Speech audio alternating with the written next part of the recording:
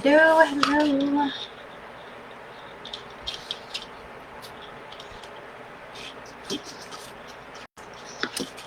It's Christmas time. Well, nearly. A month and a half to go. A bit less.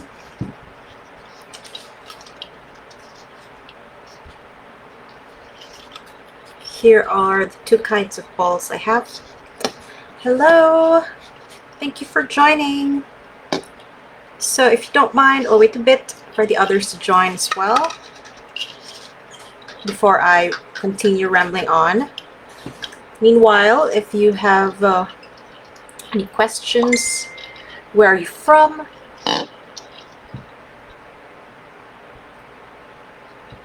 How was your day? So here it's already almost midnight. So today I got two kinds of balls. Hello, good morning. So I have two kinds that I saw that I wanted to explore. So a plain one like this. So this is plastic. I don't want to use the nice glass balls. And this too. So this one is ridged, but really pretty. So I wanted to explore that too. So what can you do when there's already a design? You know, how can you personalize it and still keep the nice design? So today I'll be using watercolor and acrylic. So yes, we can use watercolor on things that are not paper. The thing is, you just have to prep it beforehand with Watercolor Ground. So I don't really use this a lot, but I got one so because I wanted to explore. So for Watercolor Ground, for example, I have this.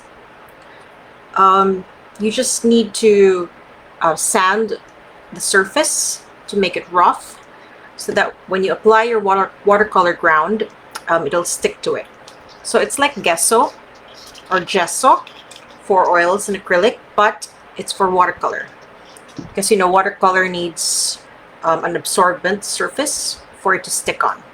So that's where watercolor ground comes in, and you can apply this on a canvas, on a wood panel, on a Christmas ball like this, and you'll be able to paint it with watercolor. So it's fantastic, isn't it?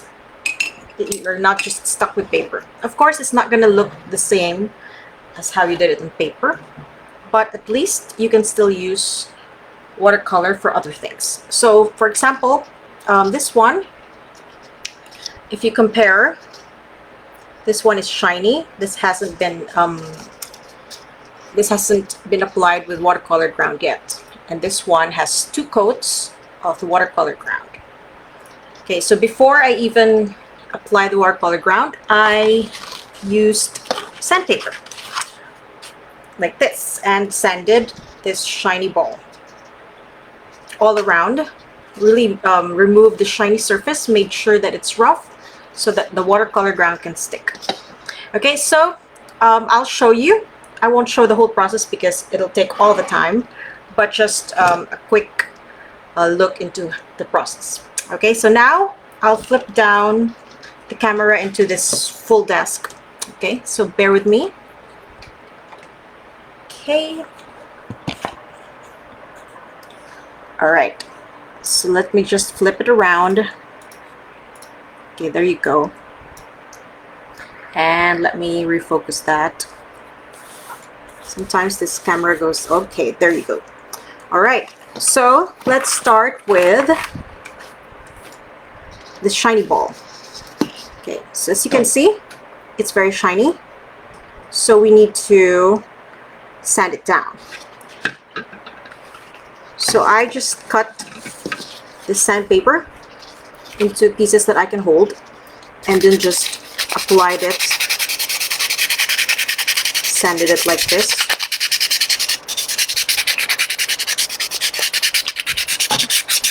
All over. So I'll bring it close so you can see. So here you see this is no longer shiny, but I'll still go over it more until I'm satisfied that it's really been roughened. So here, still shiny. Here, you can even hear it. It's not shiny. So you need a rough surface like this to make sure that your watercolor ground will stick on it and will not, get removed. So just sand any surface that's shiny and you're good to go. So you can actually have fun and explore where you can use watercolor. So personally, I've tried it on canvas and a canvas pad, and now today I'm gonna try it on a Christmas ball. All right, so let's start with this wonderful ball. So watercolor ground. Okay, so it's like this. It's liquid. It's like creamy white liquid. So you just apply it, put in a little water, and just spread it evenly. So apply it in layers. So with one layer earlier, I wasn't satisfied. I felt like I won't be able to do proper watercolor effects. So I did 2 layers. So you can do as many layers as you want. And you can even explore the different kinds of watercolor grounds. So this is just like the basic. There are watercolor grounds that give it a rougher texture. Many kinds. So if you even want to explore further, you just check your local art store and see what kinds of watercolor grounds they have. Okay, so for this ball, I'll use watercolor. Let's see, I'll get my Allegro palette because it has the warm colors. I'm gonna use shades of the different warm colors here. And for the other ball later, I'm gonna use blues, okay, so that they'll contrast against each other. So you can also think of what kind of colors you want to hang on your tree, what kind of balls, so that you can plan your designs as well. Okay, so I'm just gonna put my palette here and set aside the things I don't need for now. This clutter. Okay, so earlier I showed you just have to roughen your ball all around, and of course wipe it down before you apply the watercolor ground. Otherwise the residue that was removed will mix in with your watercolor ground. All right, so prepare your brushes. So in my case, before I will even paint, I'm gonna do a quick sketch just so I have a quick guide. So in my case, I'm just doing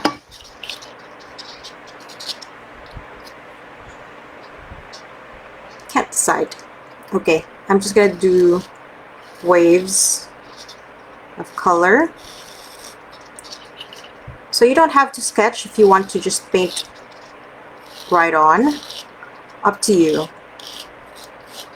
So as you can see, the surface is rough.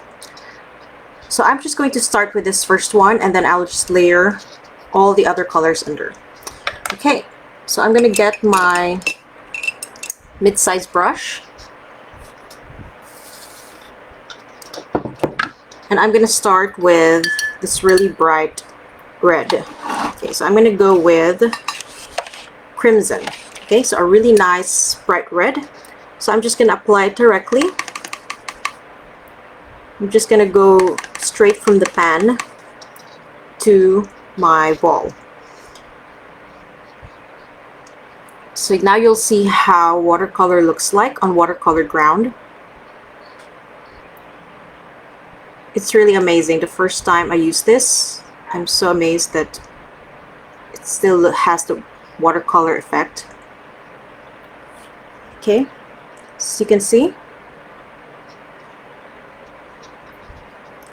you get to paint watercolor on a surface that's not paper. So you can totally explore this medium.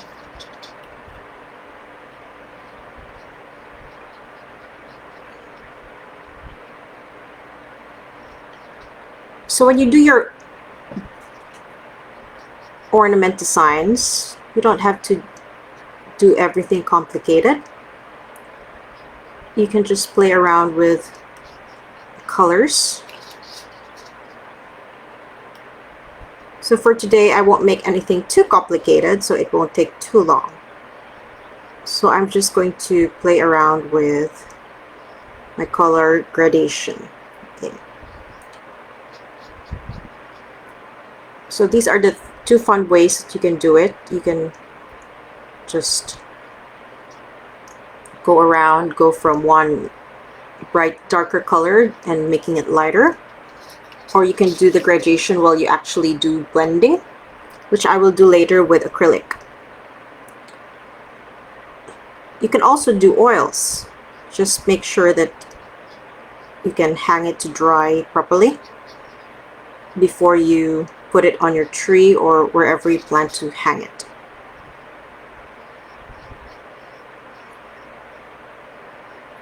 So here, it's my first layer.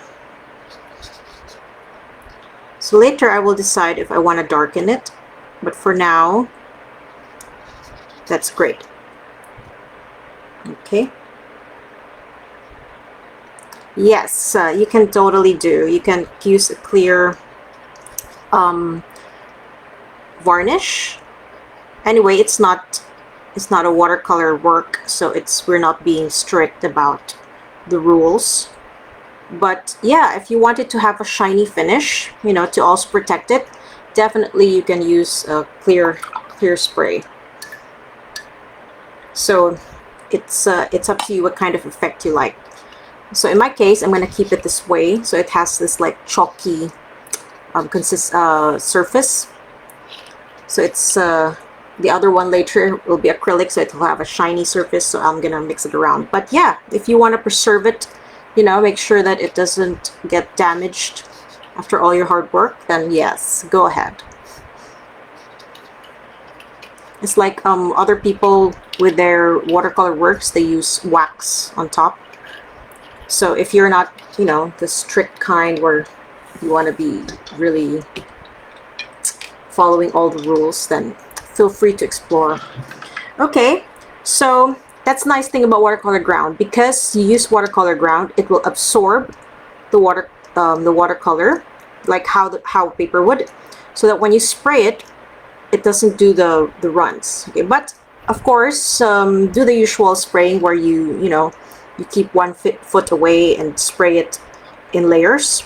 So just spray it lightly and just keep layering every time after each layer dries, so that, you know, when you're too impatient, you just spray a lot and then that's gonna drip no matter what. But if you take your time and you're patient, then you can just wait for each layer to dry. Okay, so I'm going to use a blow dryer to hasten the drying time so that I can add the next color after. Okay, let's see. Or if you have a heat gun, then you can use the heat gun.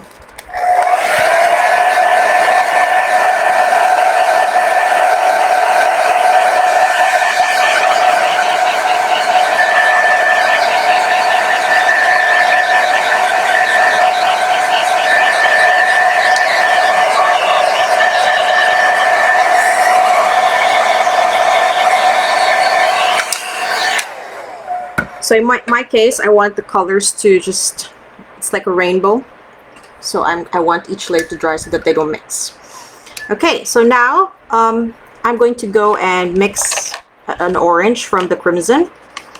So I'm going to use the same red so that it's going to be harmonious.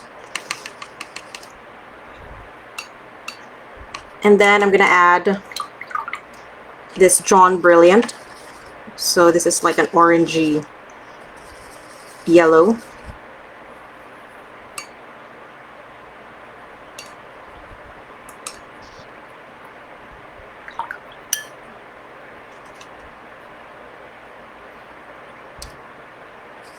So again, if you want to deepen the colors, go ahead. Just do it in layers.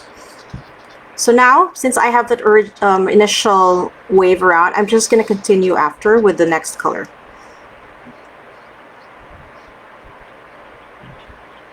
So you can do as many colors as you want, up to you. So the less colors that you mix, that you use for your mixing, means that you will have a more harmonious palette, more harmonious work.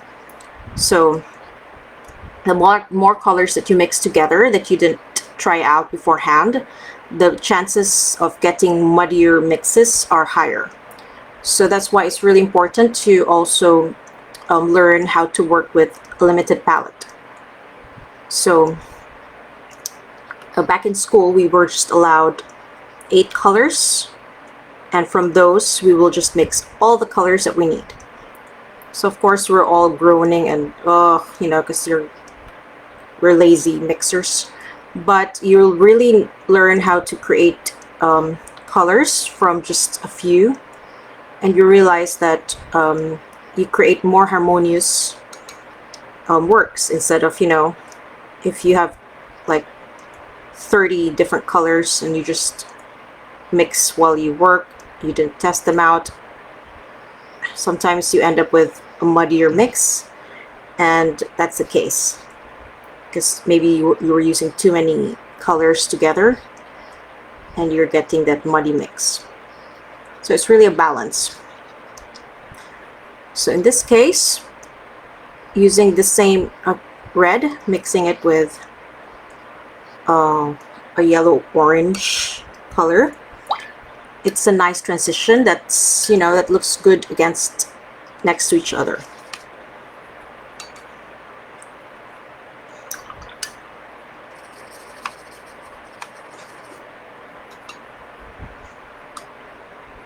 So it's like a peachy pink, actually, very nice. So crimson is your cooler red. So if you're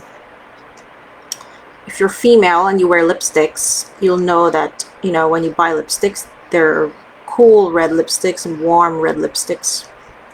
So it's like that too with colors that you paint with.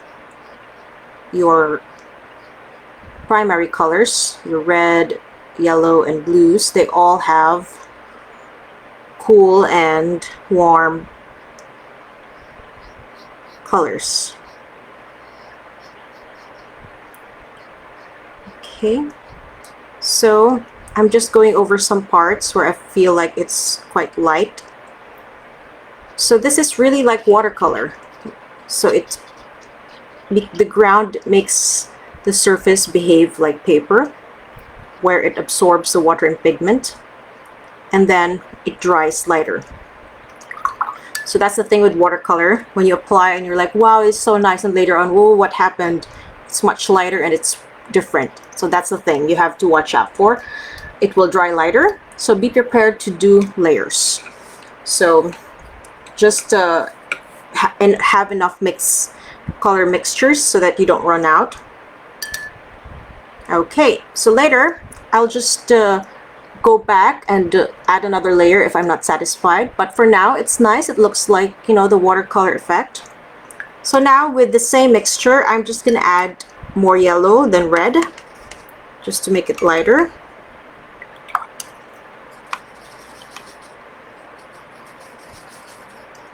So I'm actually going to create more of these watercolor balls. So I'm going to have to buy more watercolor ground.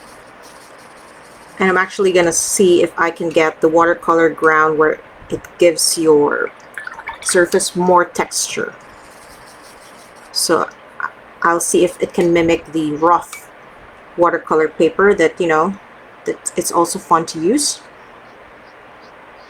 Okay, so now I've gone into a more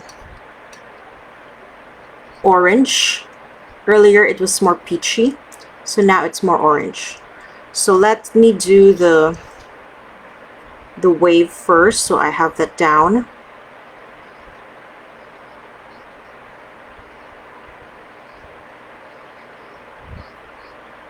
So now I'm just going with a simple design of just colors so that it can also show off the magic of watercolor. Wouldn't it be nice? You have a tree full of watercolor painted balls.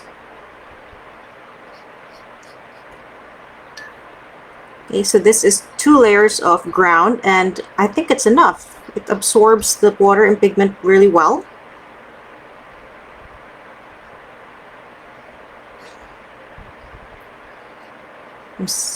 I was like trying to extend my watercolor ground, didn't want to add a 3rd layer, but I think it's all good.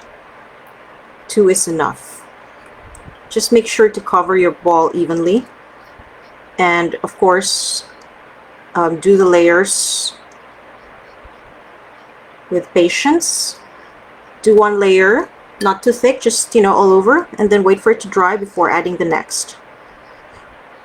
Or you can use a blow dryer or a heat gun to hasten the drying time, like me.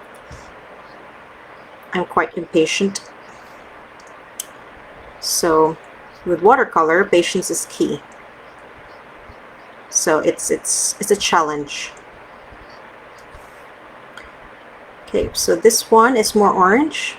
So with just 2 colors, you get to transition beautifully, and they just go well together, just amazingly. So that's the magic of working with a limited palette. So you don't really need all the colors to be able to create a nice composition. But of course, we always love to shop art supplies. It's a rabbit hole. Once you start, before you know it, you've added so many things to your cart. I know that. Our tools and our supplies are just pretty things. Very tempting. So what's your favorite watercolor color? Some people have their favorite colors that they just can't do without on their palettes.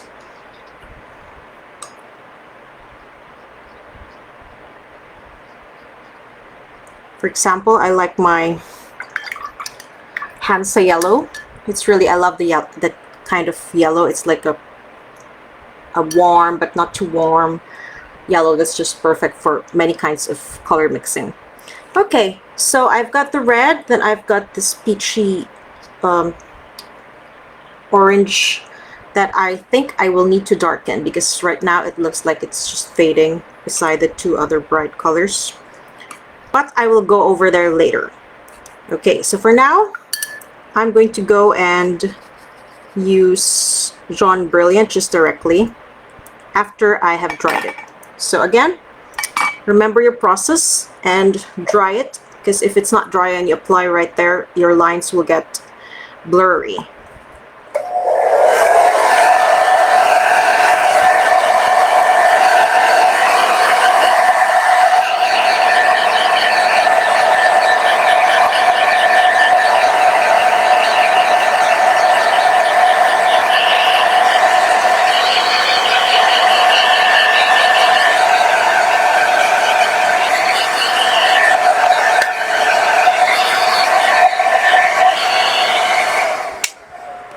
So the texture feels like it's chalkboard paint. Really nice. Okay, so just now with the Jaune Brilliant directly, I'm gonna layer it next here. So I'm going to go and create the wave first as the guide.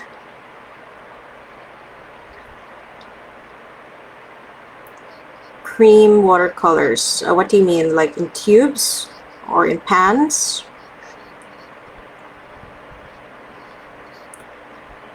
You have the 2 kinds, right? The tubes and the pans.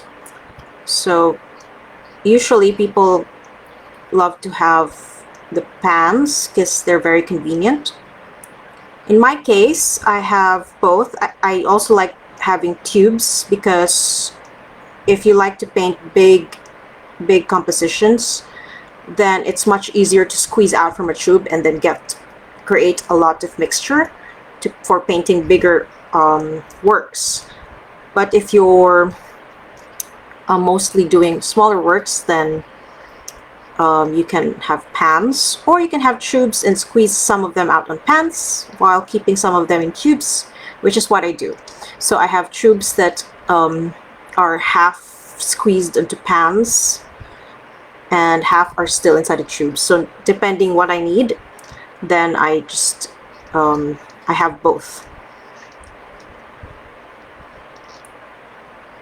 So you can just start with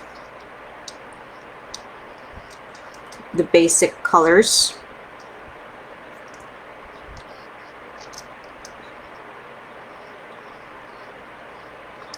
So it depends really what you like to paint, but starting with a nice limited palette is enough if you don't want to splurge too much.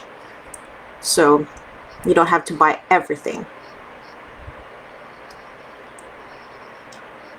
And if you're just, beginning to explore watercolors, then you don't have to buy the most expensive one. Just get, a mid-range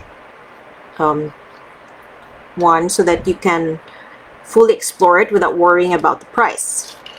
So that's the thing, if you buy expensive ones and it feels like, OMG, I don't want to waste this, then you can't really fully explore it. So it's good to start out with good ones that you're willing to, really explore without worrying about the cost.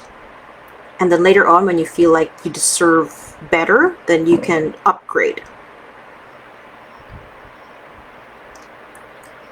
But always buy the best that you can at your stage, at your painting stage, so that you don't get limited with what you can do, because student grade paints also have their limitations. But I started with student grade and really pushed myself, and then graduated now to more expensive ones. Okay, so I like it. It's a nice watercolor effect. It keeps the magic of watercolor. So I love it because you don't really expect to see a watercolor Christmas ball. So it's nice. Next, I'm gonna go and use Gamboge now with just a dash of John, just to get that harmonious transition. So again, start with your limited palettes and explore them so that you don't end up with colors that look weird together. Okay, so I'm going to add more yellow.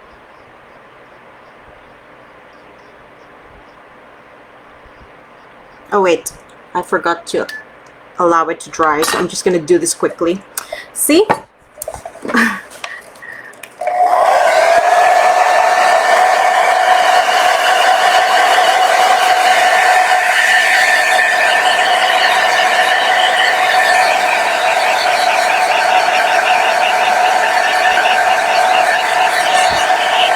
So for those who joined later, I started out with a really shiny ball. This is just a plastic ball that I sanded down using sandpaper. I forgot how, but it's not too rough, but it's a mid-rough, and just really made the ball rough all over, so that when I apply the watercolor ground, it will stick to the surface, because if it's glossy, it's gonna keep sliding when you apply it.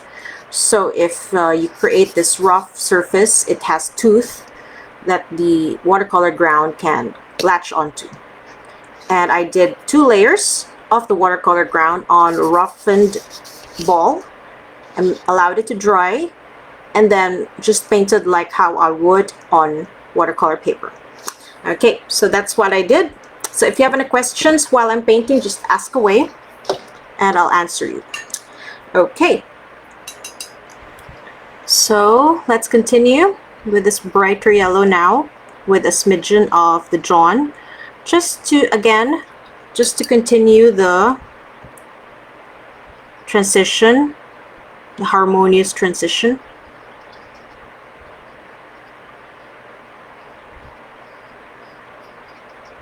Okay, so with watercolors, you need to know how your paints behave, because sometimes you get nasty surprises, like some paints are just very staining, and when you apply them, like they don't budge anymore and they just like immediately get sucked into the paper. So there are paints like that. So again, it's always a good idea to swatch out your paints so that you can see how each one behaves, so that you won't get surprised while you're working on your painting, that you painstakingly, you know, prepped, especially if you did complicated sketch. You know, when you spend so much time perfecting your drawing so that you can have a good base. Okay, and then I'll just leave that white. That's a nice touch, a white circle at the bottom. Okay, so that's one layer. So you can stop with this because it actually looks really nice. It's like a pastel Christmas ball with texture, with a watercolor texture that I really like. And or you can always layer another and make the colors deeper. Okay, so it's up to you, but this is a watercolor ball. Mine, I'm gonna layer more, especially here, and then later on I'm gonna use gold and go over each color division, just to give it that extra sparkly Christmassy feel. Okay, so this is the process of painting watercolor on Christmas balls. Isn't it fantastic? So let's go to my other ball, which is this one. Okay, so before it became this, it was this. Okay, so normally it would also be great to sand it down before you apply your gesso, but in my case, this is not as shiny as the other one, so I just apply the gesso directly. So you just need a little bit of water on your brush, and you just mix it with your gesso and paint it directly here. So again, do it in layers. So I did 2 layers for it to turn out this way, because with one layer it's too thin. You can still see a lot of the silver kind of showing through. So 2 layers is perfect. If you want it extra white, then you can always add another, but in my case I'm gonna paint this completely. Okay, so it's good to have a nice tub of gesso so that you can just prep a lot of works, a lot of balls. Okay, so I'm going to set aside my watercolor and then get my acrylic. Okay, so again, you can also use oil. Just make sure that you can hang it where it will dry without getting smeared. So I'm going to use blue. So I will use cobalt blue, and then let's see, cobalt blue and then white. Okay, paint gray a little bit. Okay, so I'm going to start with a darker blue. I'll mix some paints gray and then go lighter. So paints gray, cobalt blue, and white. Okay, let me just find my white. When you have a lot of tubes and okay, so here are my colors. So I also need gold, so I'm going to use gold too for the trim later, so that again blue really looks really great with metallics. Okay, so I also like to, I have palettes, but when I'm doing small works, I also like to use plastic plates because they are very light and you can just hold them easily. at the same time, it's so easy to peel hardened acrylic. So when acrylic dries, it hardens and you can't reuse it anymore, unlike watercolor and gouache. So it's easy to peel off, like, look. So that's why I love using this plastic plate. It's so easy to remove the paint, the dried paint. Okay, so I'll squeeze out the colors. So Payne's Gray, just to deepen the blue that I will use. Cobalt blue, it's a nice all-around blue to have.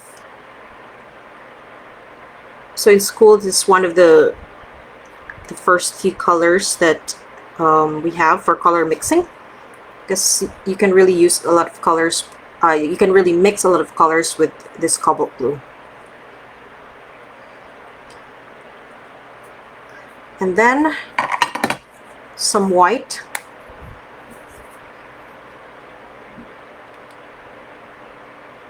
Okay, so I'm not gonna squeeze too much because, you know, acrylic dries really quickly and you can easily waste paint if you squeeze out too much, and then suddenly you don't get to use them all.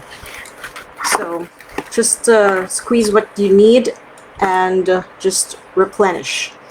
Okay, so for this I'm going to use brushes from our Renoir collection. So this Renoir is for oil and acrylic, as you can see. So you have Chunky Hog brushes, the white ones, and you have the Badger mix. So for this, I'm going to use my Badger mix. Let's see, this one. Okay, so you can use this across oil and acrylic. Of course, just make sure to wash them properly between switching between mediums. Okay, so if you have brush cleaning soap, that's great. It really cleans the brushes really wonderfully. So every now and then your brushes will need some shampooing or soaping.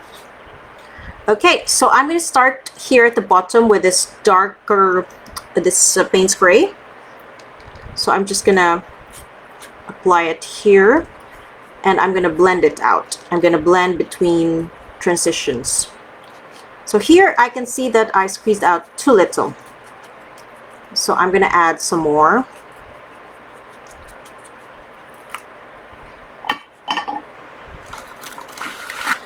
So with acrylic, make sure to close your tubes right away. If you forget, they can dry up in a few hours. So that's going to be really a bad day for you, losing one tube that fast. Okay, so Payne's Gray. I love Payne's Gray. In acrylic and watercolor. It's just wonderful. Okay, so I'm applying it like this, and then I want to make sure that it sticks out, like if you view it from the side and it's not just there at the bottom. So I'm just working around, and then I'll start putting in cobalt blue here while there's still the Payne's Gray on the brush, so that you can blend them beautifully. So just go back and forth between the two colors on the transition stage before switching to cobalt blue fully later on. So this is the transition between the two colors. So just be patient, but not too slow, because again, acrylic dries faster and you won't be able to make it white again even if you add water. Once it's dry, it's dry. So you have to work quickly. But if you're in a hurry, then it's the perfect medium because it dries quickly. So as you can see, I added the cobalt blue, and now I'm going back to Payne's Gray and adding again, just to create that nice blend. You can see now. So it's really just going back and forth between the two, creating that nice transition. And then once you have that down, then you can go back to the cobalt blue. Okay, so now I'm going to clean my brush so that I will remove the Payne's gray and go to cobalt blue.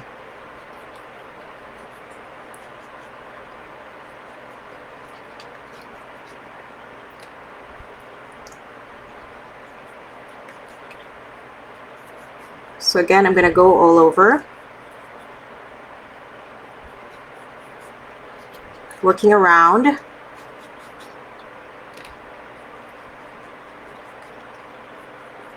You can even do monochromatic balls. You can do black and white and metallics. That's also nice. You can really totally have fun. Personalize your own Christmas balls. Isn't that great? So now I'm going to feather the edges again. As you can see, so it's a nice transition. You know, it's not too abrupt. So really that's how you blend and make sure that they blend like seamlessly. You feather the edges. So it's really patience.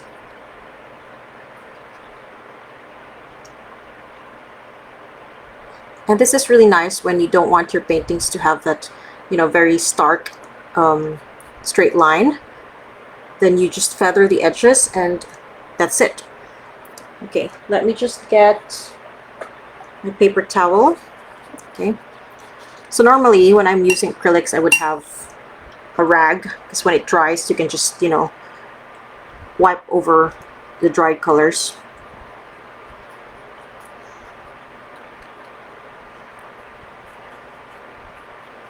So I'm just going over the parts that I see some white showing through.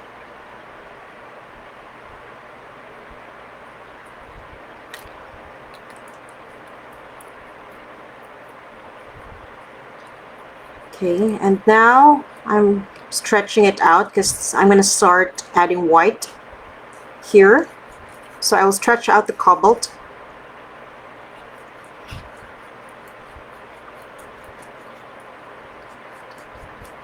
So as you can see, I'm working really quickly because once it dries it's going to be hard to blend them. So just going around, just making sure that everything will dry simultaneously. So if you want more time, I guess you can really go with oils. It's also going to give you a different finish.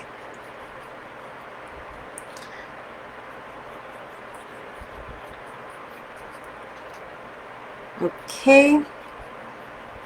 Let's wipe off some of that blue and get white. And again, feather it here on the edges. So remember earlier, from blue, okay, from blue to white and then back to blue and white. So just keep going back and forth until you achieve that nice transition. So you're just really layering on top of each other until you're happy.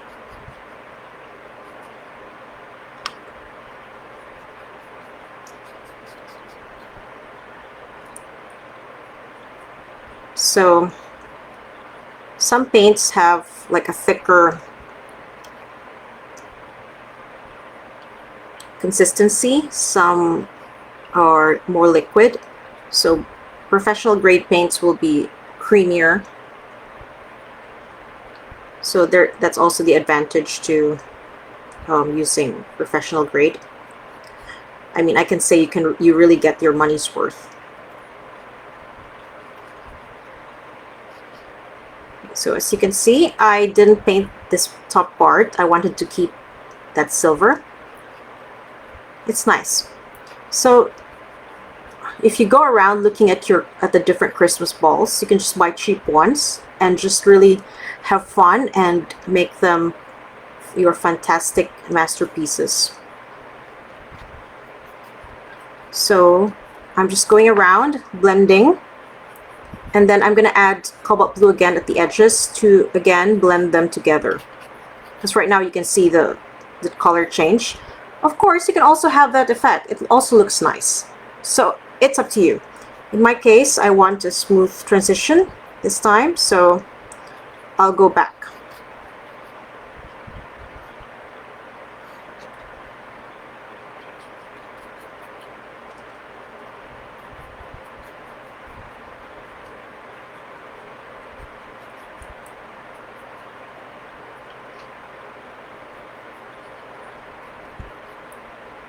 I know, right? Blue is really my favorite color.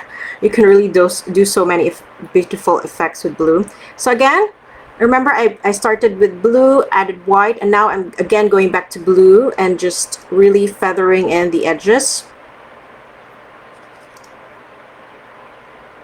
Just to smoothen the transition.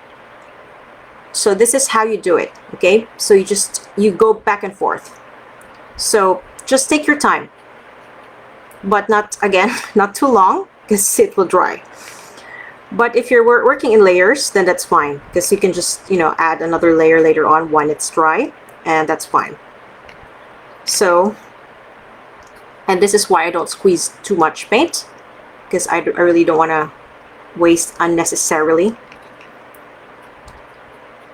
So you can actually paint in batches, you know, you can paint several versions of using the same color. That way you can ensure that you don't waste your paint. And I'm sure, you know, you can totally sell this.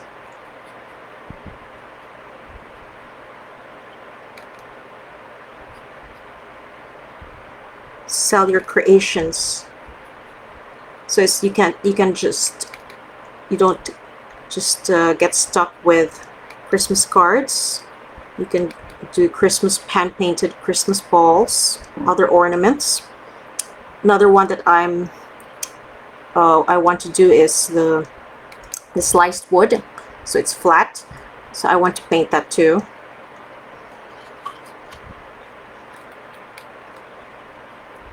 Okay, so some white got smeared here. Okay, but you can cover that later on. So anyway, that's the magic of acrylic and oil. You can just layer on top of it and cover your mistakes, which is much harder to do in watercolor. Watercolor can be so unforgiving with mistakes. So as you can see, I'm feathering the edges. So the blending is transitioning slowly. If you want it to be smoother, then just add water, okay? So if you add water, then it will give you a smoother blend. So again, it's up to the effect that you want. So here I added some water, just a little bit, because I actually like the texture. I'm very fond of textures.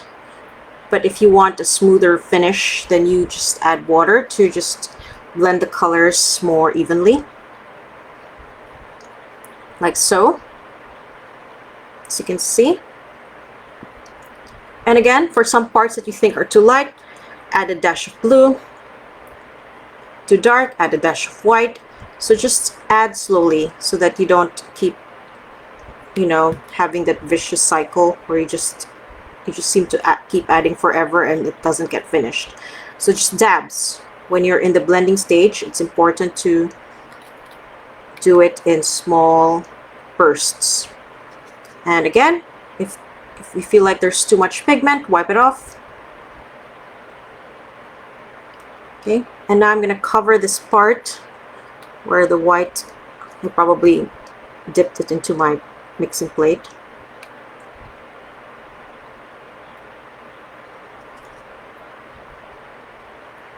Okay, and this is my Shades of Blue Christmas ball. I like it, and since I kept it as silver at the top, it's a nice ending to the transition of the dark blue to the light blue and then silver. So if you find a gold ball, then that's also going to look nice. So I'm going to hang this to dry, and go back to the watercolor. Okay, so I like it. Do you like it? So I hope you also create your own versions.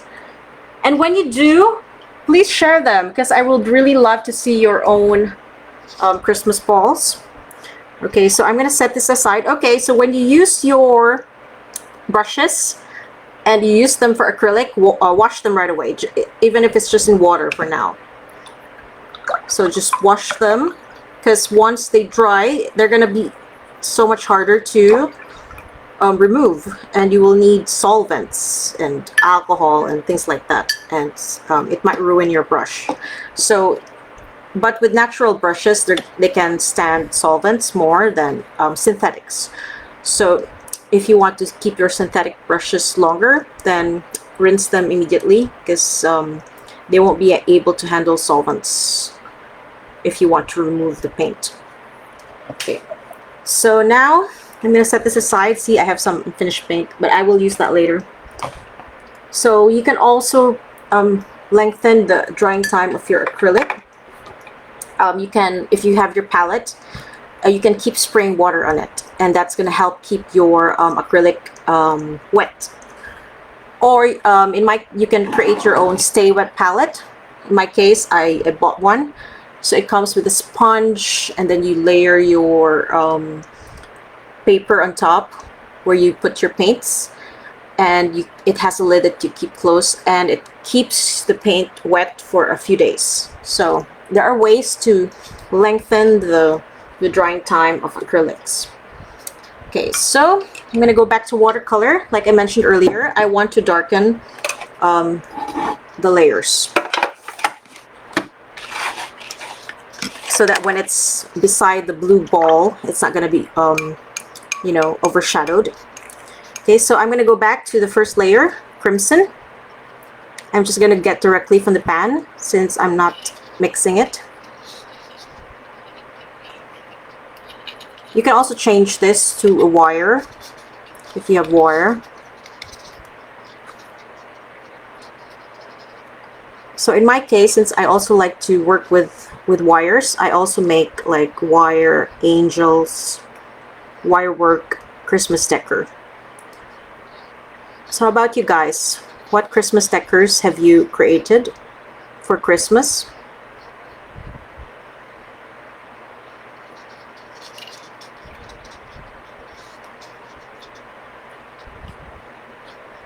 Okay, so layering it. So the watercolor ground worked really well, because it really absorbed the water and pigment, the watercolor. So you know it works, because you know, otherwise it would just sit on top. It's like if you use watercolor on a prep canvas that's not prepped with watercolor ground. Yeah, you can paint on it, but you will see that the paint actually just sits on top. So if you go and add another layer on top, and you go over that, it can move the layer that you did previously. But here, since it's been prepped with watercolor ground, it really is behaving like how it would on paper. Amazing. So have you ever worked with watercolor ground? Have you explored it?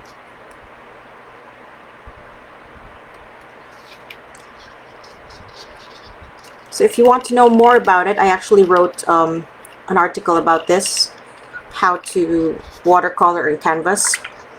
So you can check that out. So if you do want to paint on canvas, because it's also another effect that you can do, you know, the canvas, the texture of the canvas is also nice if you want to do watercolor with the canvas texture. It's a different experience as well. Okay, so here, remember I used crimson and the John Brilliant, and I got this like peachy orange. So again, experiment with your colors just to see what colors you can get when you mix them together, because this is one of the things that I discovered when I played around with this palette is that when I mix the crimson and the Jaune Brilliant, it gives me this like salmon pink that's really nice and pretty.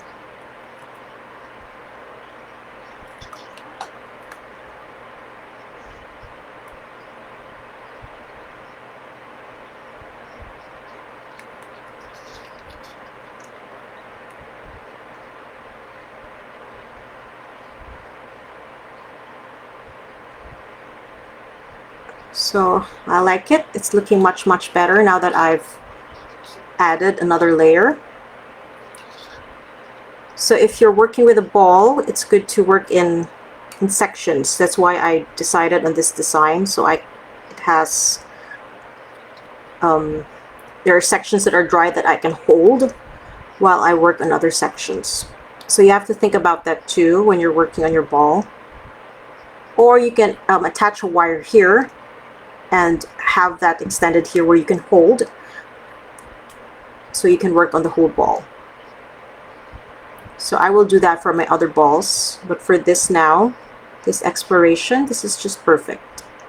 So again, you can just play with your color transitions and really have fabulous balls. And then if you want some sparkle, you can just add them later on. You can add polka dots to this, or in my case, I'm gonna add here in between the two colors. But I'm still deciding if I'm gonna use watercolor or acrylic. So you can, of course, use mixed media. Okay, you don't have to stick to just watercolor. You can mix them together. So they're both water-based, so you can definitely easily mix them together.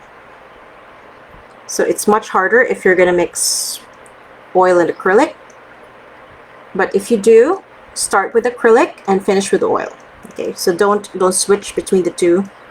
As long as you start with acrylic and then layer the oil on top, then you can do that too. Because if you start with oil and you layer acrylic on top, things will go terribly wrong.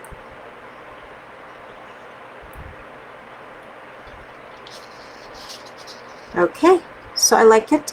I actually like the texture of the watercolor. So you can see, the second layer really added that extra oomph. So I'm gonna blow dry just so I can work quickly on the following layers.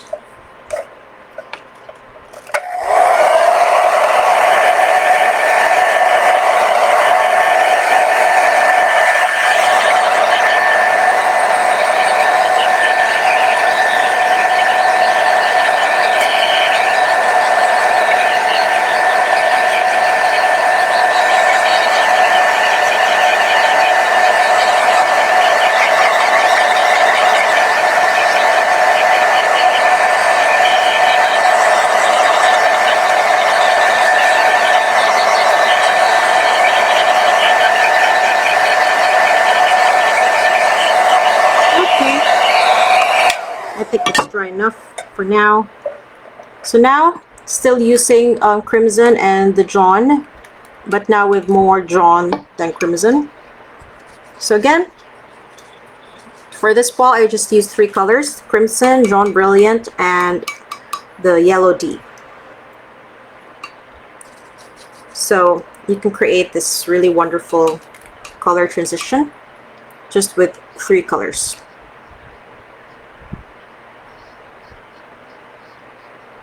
So I'm just using one brush. This is from the Turner collection. One of my most used brushes, the number 5 round brush. So I'm sure you've noticed, if you have several brushes, that number 5 won't look the same across different brands. So there's no standard size for watercolor brushes.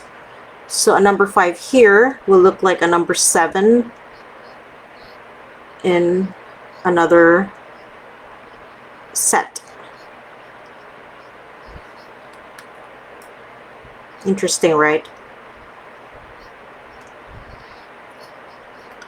So even brushes are a personal preference, depending on what kind of work you like to do. So some people like to have brushes that are softer because they like to do a lot of more loose fluid works, while people who like to paint with both want their brushes to have some snap to them so that you can control it.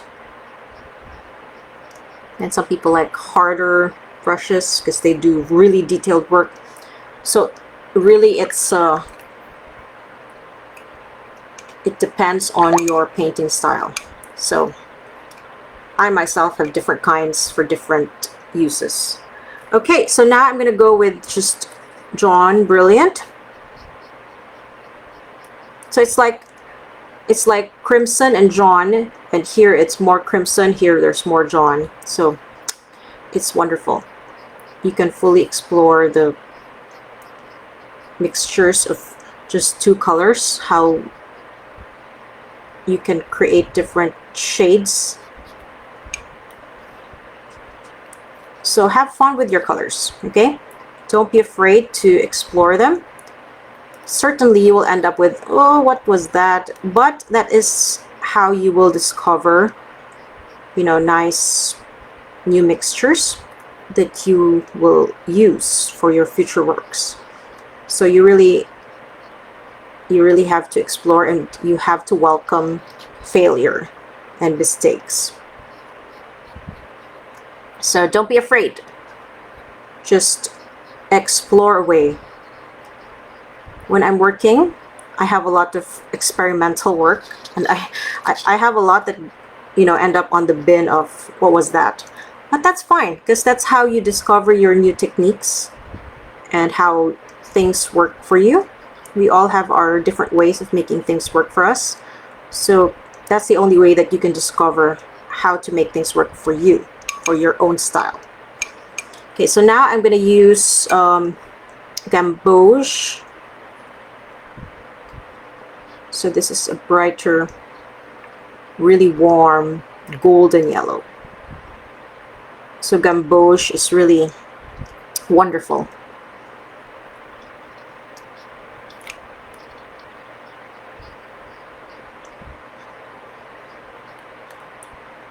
See how nice and golden it is.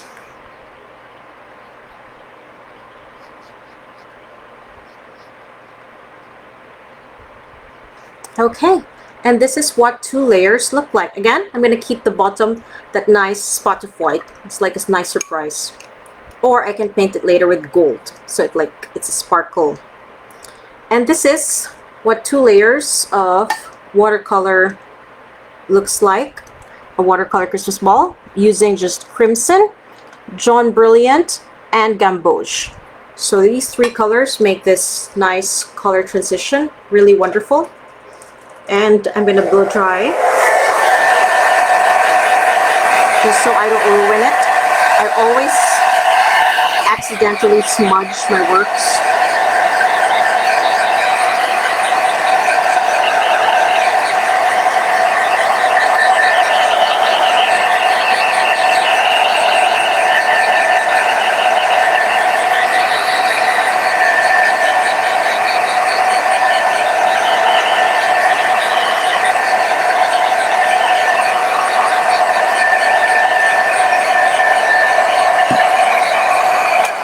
Okay, so this can be finished already, so I won't go through the adding of the metallics, as I actually haven't really made up my mind if I do want to add a metallic detail.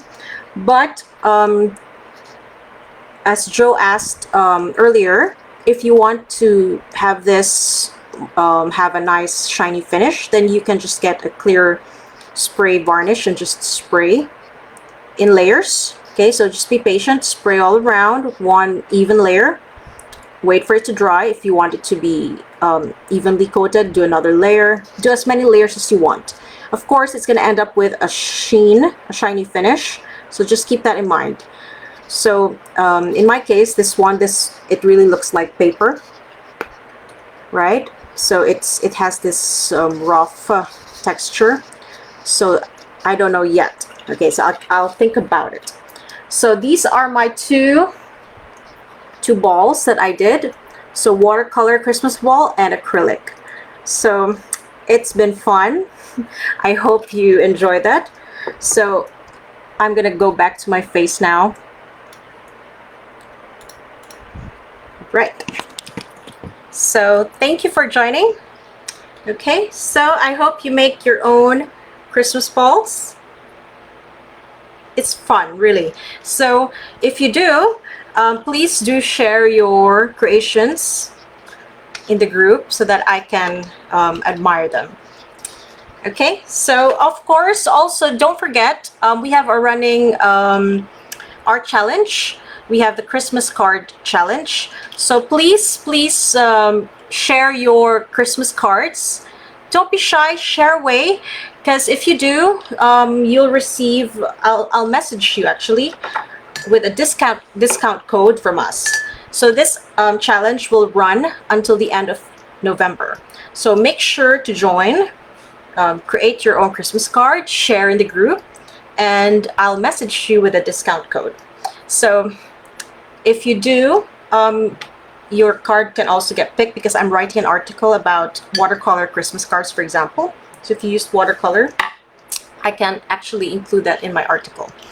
Okay, so thank you everyone for joining. So again, have a great time creating your own hand-painted Christmas balls.